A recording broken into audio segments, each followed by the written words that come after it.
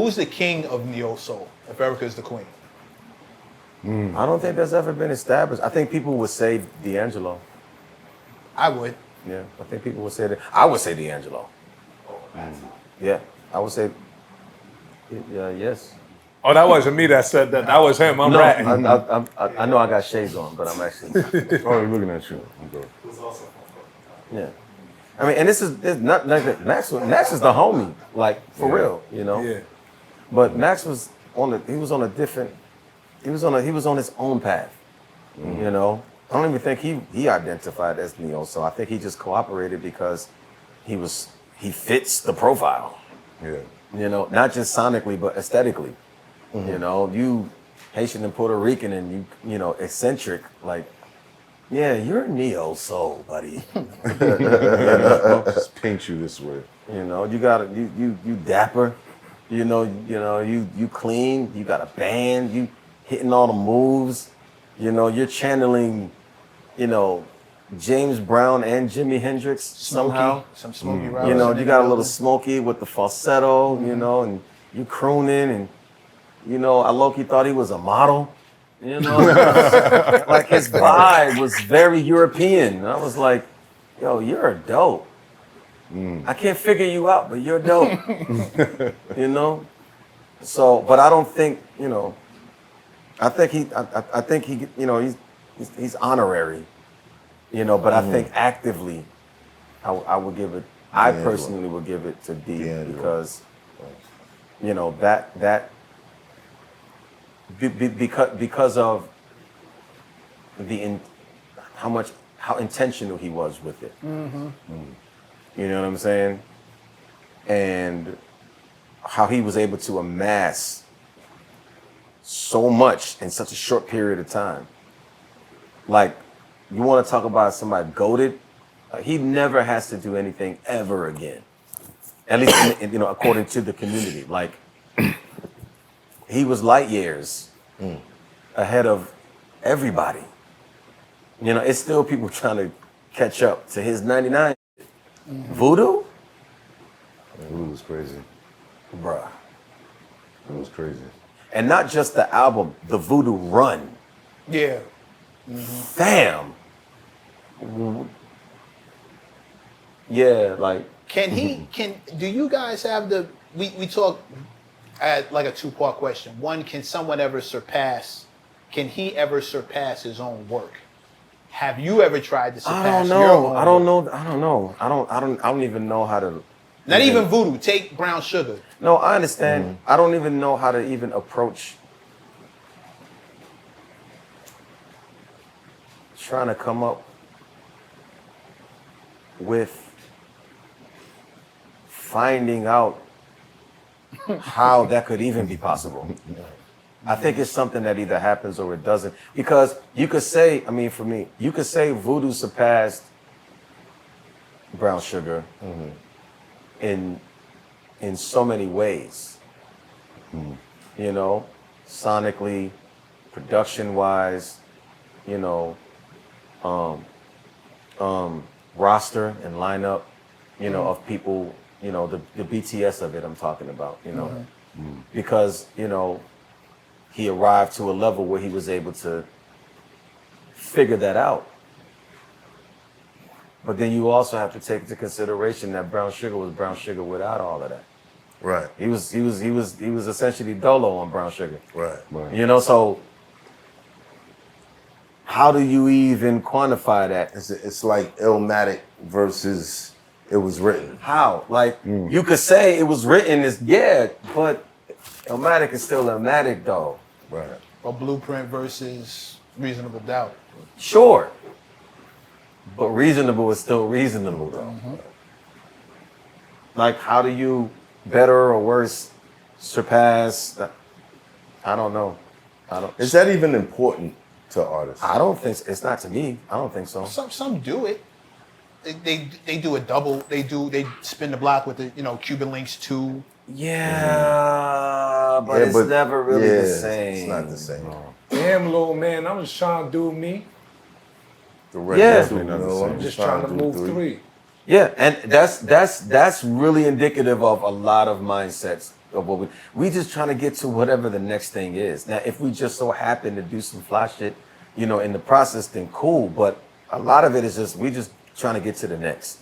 Not So- necessarily to do better or bigger or to surpass. It's just I want to get to whatever is next. So you think that attitude is why R&B changed, and yet people No, people no. So first, what people are calling R&B changed. They just didn't change calling it R&B. right. That's what I'm asking. Got it. About- So, and again, this is just my observation, you know. I just noticed that, you know, things are very different today than it was, you know, in Berry Gordy's ideal of R&B. You know, and what I think I can only interpret,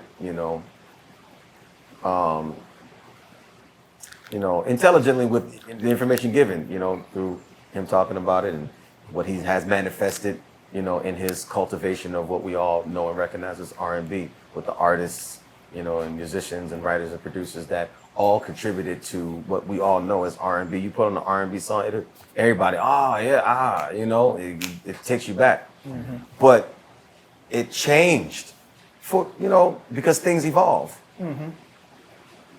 But people just kept calling it R&B. Yeah. You know, and I came to that realization one day, and I'm like, why is nobody talking about this? But people want to have debates about what's real R&B and what's not. I mean, according to how things have been going, it literally could be anything that anybody calls it. You know, you make a song and they feel like it's R&B, then fuck it, it's R&B. I mean, if that's what we're doing, because if we really want to get into the conversation, then we need to respect where it came from, how it started, what was the point, what was the reason, what was the intention, and follow that tradition. Because if you change the recipe, it's something, it's just not that. It's still food. Well, what would you name this new genre? Well, you would have to itemize all the different iterations. It didn't just change from, you know, that to what it is today. It went through different evolutions. Mm-hmm. You should itemize all the evolutions and respectfully call it what that is. That was attempted at, but people was like, no, we hear you. It's still R&B though, right? I'm like, no, it's what I called it. Just respect what I called it, right? You tried. I called it New Jack Swing. Why are you calling it R&B? What did Teddy call it? New Jack Swing. Swing. But did he say he was making R&B records? I don't know whether he did or didn't, but I do know that he called it New Jack Swing. Okay. On that note, hip hop is having the exact same kind of debate Okay. as far as people wanting to, well, this ain't actually hip hop, and No, I know. this really. I've heard that. Yeah. Teddy made records for rappers, Okay. but no one said that Heavy D wasn't making hip hop. Right, because it was an iteration. Just literally what I'm saying. New Jack Swing is an iteration of R&B, but it is not R&B proper because it's not following the original recipe. Okay. So I don't mean to discredit it. That's not the point that I'm making. I'm actually saying that it should be honored for what it is so they can be respected in context. Right. I'm sure you deal with that a lot. It's like, well, where's your songs? Does that still not make me a rapper though? Just because I don't have a hit record? As a matter of fact, I'm probably more in hip hop than the people on records. But we don't want to have that conversation. Okay. I always want to have that conversation. I know. Yeah. How is that? How is that music? I was what? You're more hip hop than. No, I was actually. Oh, that was a talking reference. about me. Okay, Yeah. example. All right. Okay. I thought he was saying that for himself. See, but when we was doing that, you felt left out. But now you want to calm everybody down. Funny dude, man. Funny dude. So for instance, cool. All right. New Edition. What would you call that? R&B. You would.